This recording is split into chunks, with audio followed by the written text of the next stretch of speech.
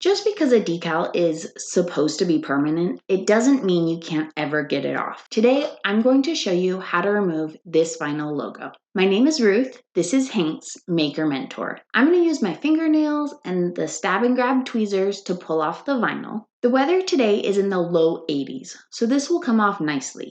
If you're trying to remove a decal in cold weather, heat it with a blow dryer on low heat for a few minutes to help loosen it. If it's still not coming off really well, apply some more heat.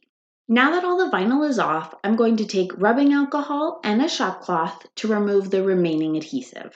I used my nail and my little red scraper to apply pressure to the shop cloth. If your shop cloth starts spreading residue instead of removing it, use a clean piece. If you have a razor blade, that would work really well to remove the adhesive. But if you're like me and you don't have one, you can do it with the rubbing alcohol, some elbow grease, and patience. Once you get it clean, you might notice there's still some evidence of the old decal. Having a decal on your car protects the paint underneath, so it'll look different compared to the paint around it. And that's how you remove a decal from a vehicle. If you have any questions, please feel free to drop them in the comments for this video. Thanks for watching Hank's Maker Mentor. Until next time, bye.